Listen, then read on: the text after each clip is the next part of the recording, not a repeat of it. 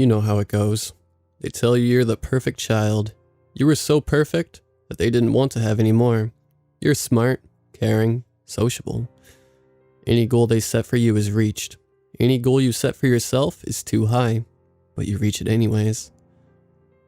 I imagine that is how most only children feel at some point. My parents are wonderful people, and I think most of what they say about me is true, even if they tend to sugarcoat it. Now that I'm in college, I do some more questionable things that they might not approve of, but who doesn't? In truth, I'm not as perfect as they make me out to be. I'm an above average student, but I'm not pre-med or engineering. I'm majoring in economics. I do well, I get solid A's and a few B's, and I'm active in a couple clubs. I still have no idea what I want to do in life though. I've only dated one girl, all the way back in sophomore year of high school. The relationship fell apart at the beginning of senior year. We split amicably, I think. Since then, I just haven't found anyone. You know how it is, scrolling through Tinder and finding so many prospects, but then realizing that all of them are either assholes or comically awkward. Does it bother me? No, none of it does. I couldn't care less if I'm dating or doing well in school, as long as I'm maintaining a GPA and having fun. Classes don't bother me. I go to parties, I hang out with friends. I smoke a bit of weed every now and then. I'm living the college life. Well, I was. Then I had this conversation with my dad my freshman year. I'm a senior now. It seemed harmless enough. He asked how my week went, and I told him fine. I asked how he and mom were doing, and he said fine. He asked me what my grades were. Normal, I told him. A's and B's. He was satisfied. Before he hung up, he admitted something to me. Grant? He said. Have you noticed anything strange lately? I was dumbfounded. No, Dad. What do you mean? I don't know. He left it at that, and I could only speculate what he had meant. He wouldn't elaborate. He only told me to have a great rest of my day. The next evening, he washed up dead on the riverbank. After 2 weeks, the police gave up. They said the cause of death was drowning. The autopsy matched up, I guess. They don't know who did it. The fact that there was foul play is obvious because my dad was stripped of his wedding ring and clothes, and he lived far away from the river. I had to fly halfway across the country for the funeral. I ended up taking incompletes for my classes that semester. The day would not move fast enough. The services took forever. I don't remember much. Only shaking a lot of people's hands and watching my mother fall apart. That was the hardest part, I think. Watching her sob uncontrollably. Nothing is more disturbing than watching a loved one break down like that. It hits hard. Harder than a punch or a knife to the gut. It twists your stomach until you can't eat anymore, can't sleep, or maybe you sleep for 15 hours and still feel exhausted. I don't like to dwell on the funeral, so I won't. I'll let your imagination fill in the blanks. You can picture what it is like. I returned to school the next semester. Everyone was sympathetic, but at the same time they gave me space. They knew I didn't want to talk about it. What college student would? How weird would that have been? Breaking down at a party or in the middle of class and talking about my dead dad. Normal, yeah, but also embarrassing as hell. Nevertheless, I found myself talking about it with some girl. I was drunk. Way too drunk for my own good. One thing they don't tell you at parties is how to pace yourself. College kids don't have much tolerance for alcohol. A couple beers is all it takes to get wasted. For some of us. I was a little different. I'm tall, over 6 feet, so I could take more than most. Still, I'd only been to a handful of parties at that point. It only took a couple hours to lose self-control. The girl was pretty. I remember that. Though I don't remember what she actually looked like. She consoled me for a while. I don't remember why I was talking about my dad either. I'm sure she had heard the story already. Word got around campus fast. She still listened. I'm not sure how it escalated, but one thing led to another. And the next thing I remember, we were doing stuff in a closet. Sounds bad, I know, and it was. Not as bad as some of the other things, though. Someone had brought coke. Thank God I didn't go for that. And as we'd made our way to the back of the house, I saw a couple having sex on the couch in the middle of the room. People were just walking around them like it was nothing. At least I wore a condom. Whatever. College is crazy. Case closed, right? I wish it were that simple. Thing is, after we had sex, the girl, understandably, left me by myself. Probably went to blow some other guy. I went back into the main room, and that's when things started to go to shit. They were still doing coke. One of the guys offered some. When I declined, he pressed a straw into my hand instead. I told him he could go shove it. For some reason, the guy didn't react. He just turned back to the table. I knew I had to get out of there. Getting caught with alcohol is one thing, but coke? I could go to prison for that. I started extracting myself from the room when I heard it. There was someone in the bathroom at the top of the stairs. They were whimpering. My first guess was sex because I'd seen so much of it already that night. But there was only one voice, and the whimpers sounded like pain. Then there was a thud. I knocked on the door. No response. I rattled the doorknob, and of course it was locked. Then I kicked the door in. The guy that I'd heard was on the floor. There was a little blood, but most startling was the pool of vomit and the guy's facial expression. He looked dead. I checked his pulse, determined that he was indeed alive. Then rolled him onto his side and pulled up my phone to call an ambulance. That's when I saw the shadow. It was so faint. I'm not sure how I noticed it really, except for the fact that it shifted. I looked at the shower curtain. Fear settled in my stomach then. I realized that I was in a room on the second floor, far from the rest of the party, with no one but the passed out guy within calling distance. The shadow was just from a headlight outside. I began to breathe again. Then I felt the hand on my shoulder. I tried to scream. Another hand slowly closed around my mouth. It was cold and leathery and wet. I tasted what was probably blood, and I suspected it was from the hand. I began to hyperventilate, which, as you might have guessed, was a really bad idea when my airway was being blocked. I pretty much was asking to lose consciousness. The hand that grabbed my shoulder moved down my back. I felt what I can only describe as a tongue-like protrusion running over my neck. I trembled. I figured I was about to die.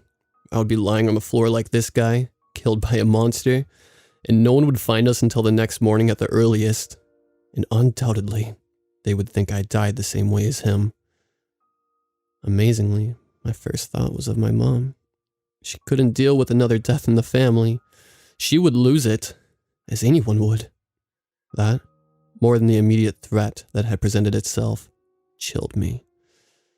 That's when I ripped the hand from my mouth and screamed.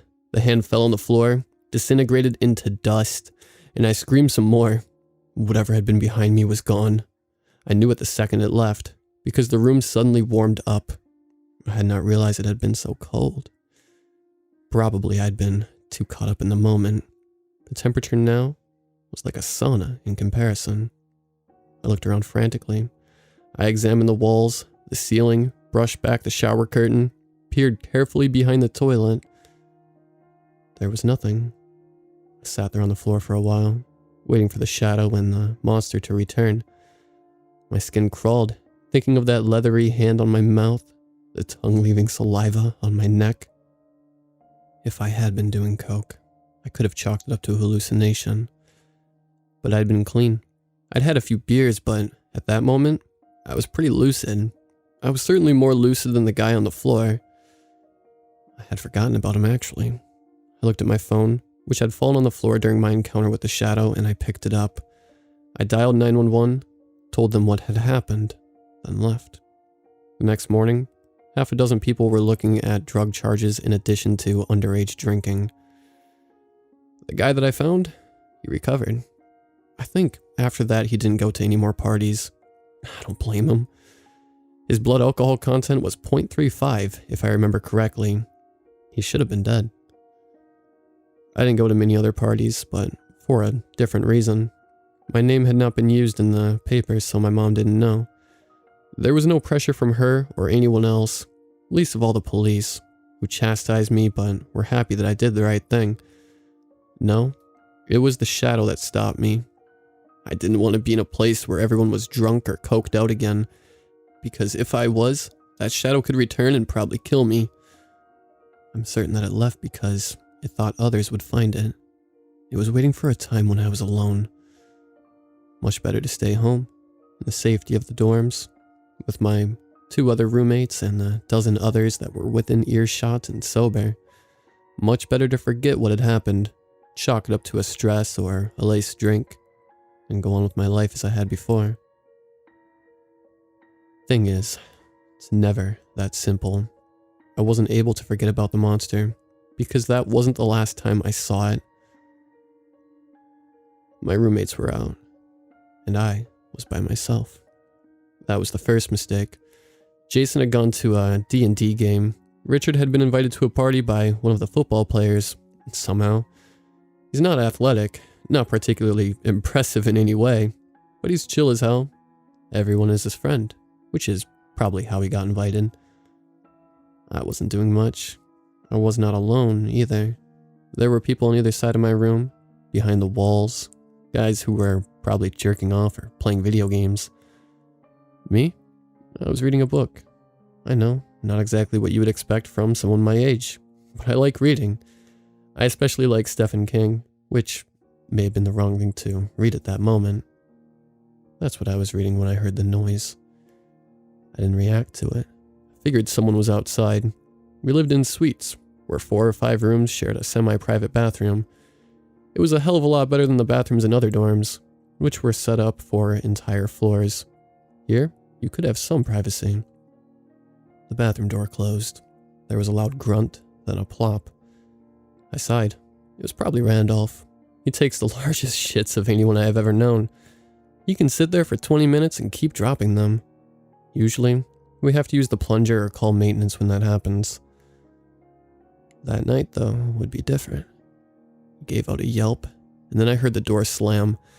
I looked up. My door was partially closed, so I walked over to open it, and that's when I saw him. He was slumped over on the toilet.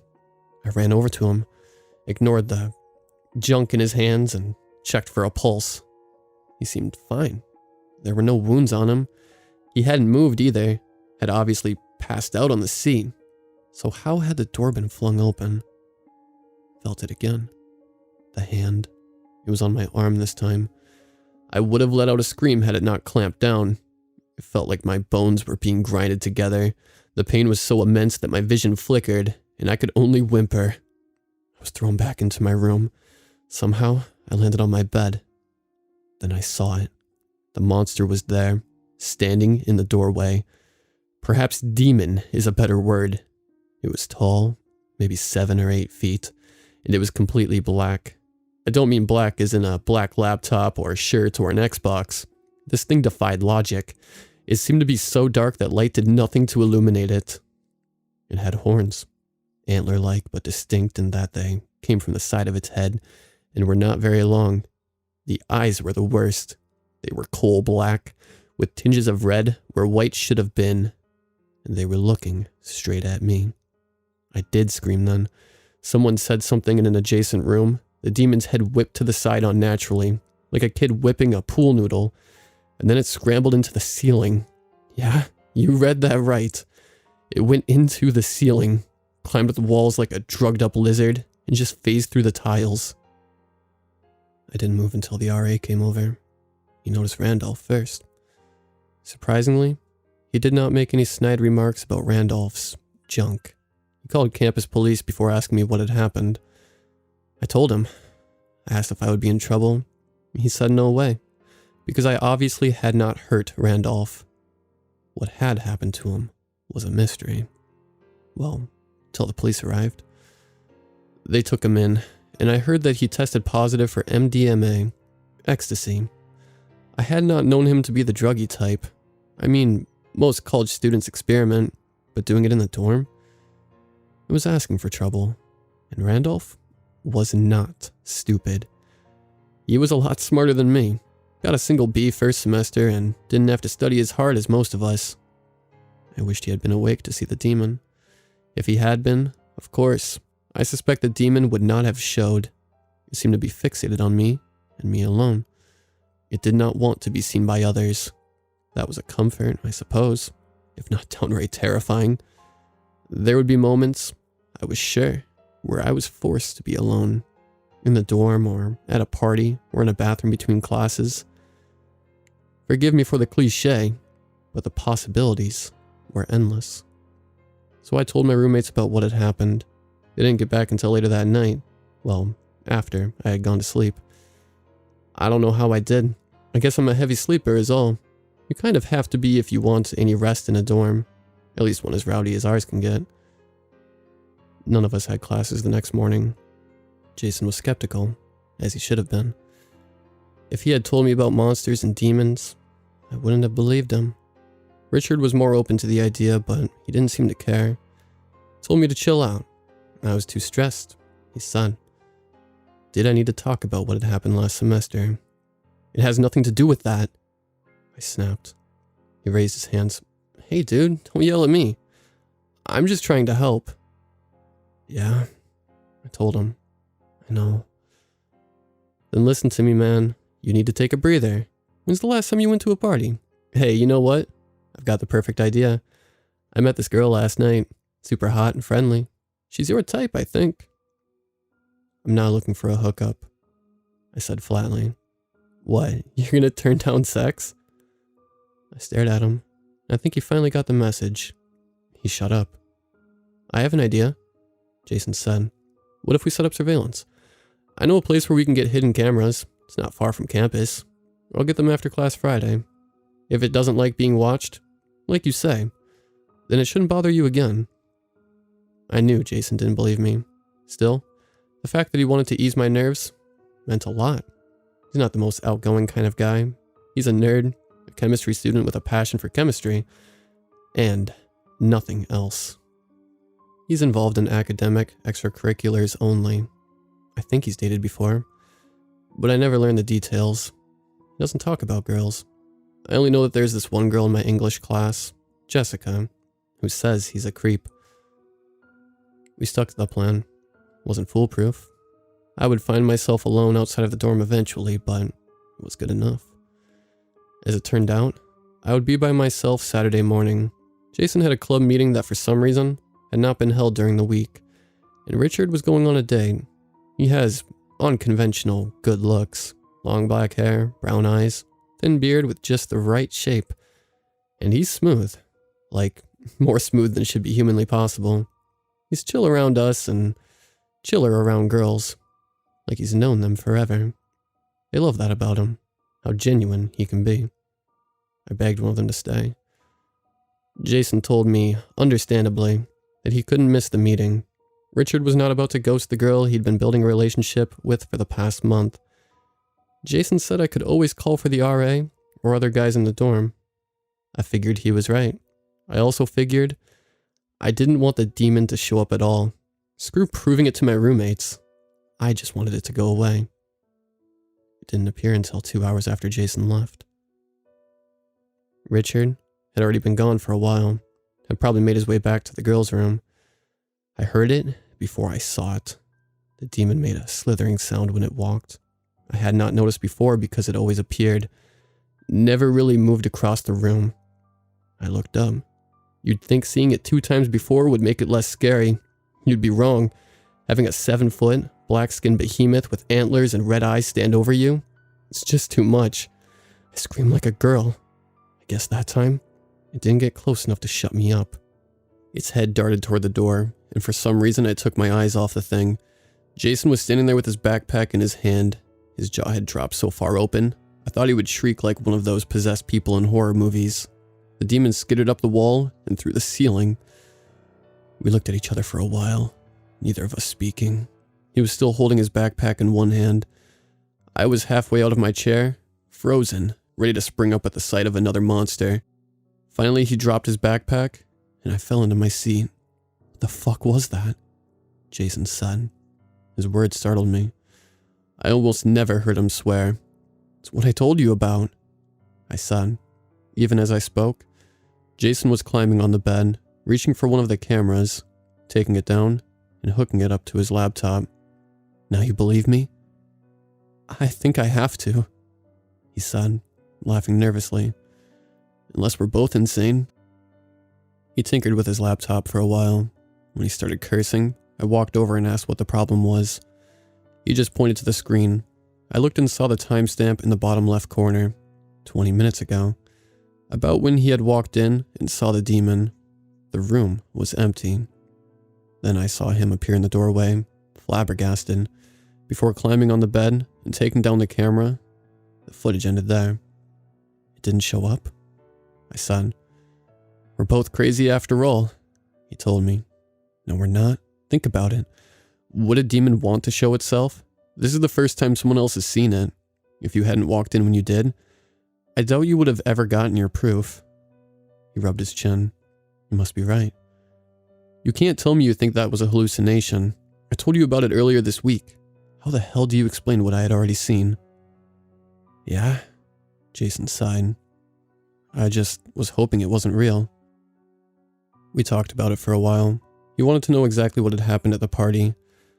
I wasn't sure what good it would do, but I told him anyway. There was no harm in sharing. Besides, I wanted to tell someone. I'd only mentioned the demon in vague details when I had first seen it, telling the whole story about how it had emerged from a shadow and almost suffocated me to death. That would have been a red flag for sure. Jason would have referred to me the counseling office. We waited for Richard to get home. When he did, he was drunk on ecstasy or alcohol or both. I don't mean the drug ecstasy either. He was grinning stupidly, and I was sure he'd have some wild sex story to talk about. Before he could share, Jason started explaining rapidly what had happened, and he sobered up fast. Richard hadn't been skeptical from the start. Hearing Jason talk about the demon only made him more convinced. He wanted to summon it immediately and fight. We'll be killed, I told him. Nah, he said. I can call in some of my buddies. I think one of them, that football player that lives off campus, I think he has a gun. Jesus, Rich, Jason said. You want to bring a gun into the dorm? He shrugged. Would they blame us if we were hunting a demon?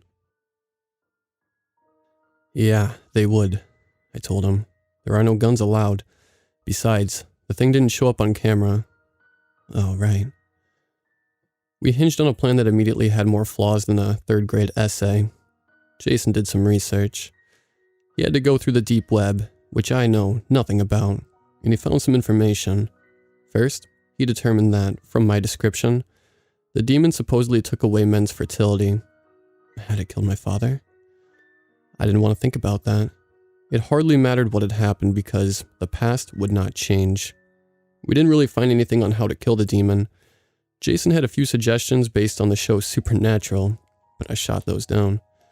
I figured a fictional series would know nothing about real life. Unless those were real, he told me. I'd seen a little of the show myself, and I insisted that what I had seen was very different than a demon occupying a human host. In the end, we had no idea what the hell we were doing. We just made a conglomeration of different precautions. Jason bought some salt. Richard brought a hunting knife.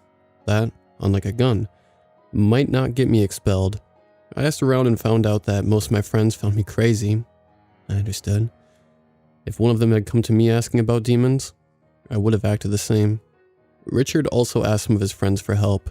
Somehow, they believed him. I'm not sure if it's because of Richard's charisma, or because he never lies, or both. Whatever the case, they actually found someone who claimed to know a thing or two. She was an old woman, and she met with Richard during the week.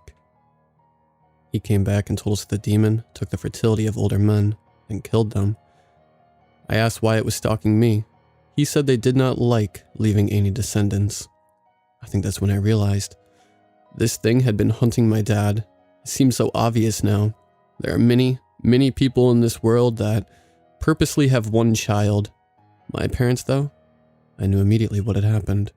This demon had stalked my dad.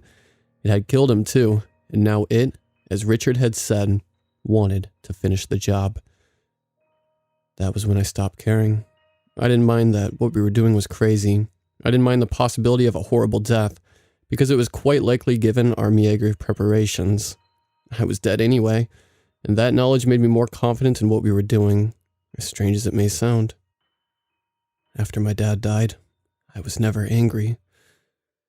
My mom was for sure. She blamed the police for botching the investigation. when in fact, there was absolutely no evidence for them to use. I had understood. My dad had been murdered, yes, but without a perpetrator, I had not been able to direct any anger I might have felt. Now it was different. I wanted to confront this demon and rip its eyes from its sockets. I wanted to send it back to hell, or send it there for the first time if it had never visited, and let it suffer for all eternity. I couldn't know if my dad was the only victim. He probably hadn't been. Most of the time, the demon tended to prey on men that had no children. I'm not sure how it made a mistake with me. I just knew that the mistake would be its last. I was sitting on my bed, surrounded by salt, holding a knife and a bottle of holy water with Jason and Richard waiting down the hall. They had closed the door, and to make themselves inconspicuous, they were pretending to work on homework. In reality, they were waiting for me to call for help. If I needed it, I suspected I would. Richard had dug deeper into his network of friends. He had spoken to a mother of a friend who owned an antique shop. She apparently owned a ceremonial dagger from the Middle Ages. She allowed him to borrow it for a price, so long as he brought it back in good condition. I don't think she knew what we were using it for. I felt the demon before I saw it. The room grew cold. I don't mean chilly. I mean cold, like those walk-in freezers. Jason likened it to a cold room he had used during research. I don't know anything about those, but maybe the analogy is useful for someone else. It still scared me. The tall black figure with its truncated antlers was so unnatural. I figured I would never get used to seeing it. When it appeared in front of me and reached out a hand, I noticed that the hand was covered in dry, cracked human skin. I wanted to scream. I didn't. I reached out my knife and stabbed it in the arm. It didn't flinch. The hand kept moving and grasped my neck. I could feel the dry skin shed and fall down the front of my shirt. I wanted to gag. The roughness of the hand drew blood. Instead of freezing up, I managed to open my bottle of holy water and toss it. That did something. The demon let out this whine that I can liken only to an electronic device. It backed up, and I tossed more water on its face. The skin started to melt. I thought I had succeeded, but then bone began to surface from underneath, forming what looked like a grinning animal skull that was gnashing its teeth. I screamed then. Richard burst into the room and threw his knife. Somehow it landed in the demon's chest. That's what did it, I think. It screamed so loud I thought I'd lose my hearing. My ears rang and Richard was saying something to me, but my attention was fixated on the center of the room. The demon had tripped over a particularly large pile of salt. It was melting, taking the floor with it, like we had dropped a bottle of acid. There was a hole next to my bed. I ignored what he and Jason were saying. I kept my eyes on the floor, watching the hole widen. It stopped, and when I finally turned towards my roommates, an RA was staring at us through the open doorway, frozen in place, fixated on the same thing that I had been. He must have also noticed the antlers next to the hole. The official report said nothing. It could not determine what had happened in the room. The RA didn't believe our story. No other explanations emerged, though. I was told that no acid could eat through the floor as quickly as the demon's remains had. Thank God Jason still had cameras up, because they showed exactly what had happened. Though without the demon, it just showed a hole opening up in the carpet. Richard lost the knife and had to fork over a whopping $2,000. He told us it was a bargain. The item had been priceless, most likely, and the woman could have bankrupted him for losing it. I haven't been haunted by anything since that incident freshman year. I started going to parties again. Jason moved on, pretending that none of it had happened, but Richard had a fantastic story to share with people. Most didn't believe him. Some egged him on. A choice few took what he said too seriously, offering him other demon hunting supplies. He laughed them off, saying the problem had been dealt with, so they instead came to me and explained the seriousness of my situation. I shook them off too. What was I supposed to do? Start stockpiling ceremonial weapons and holy water? Never told my mom. She wouldn't have believed me. She didn't hear about what had happened in the room either. The footage showed us doing nothing, only me staring at a bunch of salt as it started dissolving the floor. None of us got in trouble. They didn't even care that I had a knife sticking out of the wall. I guess they were too preoccupied with the rest of the scene. I wish I could give you some dramatic conclusion. A fight that lasted for hours or an epic chase. On second thought, I'm glad I can't describe that. But the truth is that what happened was pretty simple. I tossed some water and Richard threw a knife. That was it. The whole thing took 30 seconds at most. It seems that most things in life are anticlimactic. An exciting movie, a first date, graduation. Once it's over, you're left with a certain emptiness. Like whatever you just did shouldn't have ended so quickly. They say time flies. I hate that cliche, but it doesn't. What happens is we expect things to be greater than they really are. We imagine some grand outcome beyond what reality can provide us. It almost never goes that way. Can't know for sure that I'll be safe for the rest of my life. I only know what I've gotten through college unscathed so far. If there is another encounter, it won't end well, because I won't be prepared this time. It'll be different, surely. A more dangerous monster or just a surprise attack when I least expect it. I definitely won't write another story about it, because I'll probably be dead. If you hear about some university kid that dropped dead of a heart attack, or washed up in a river, it'll probably be me.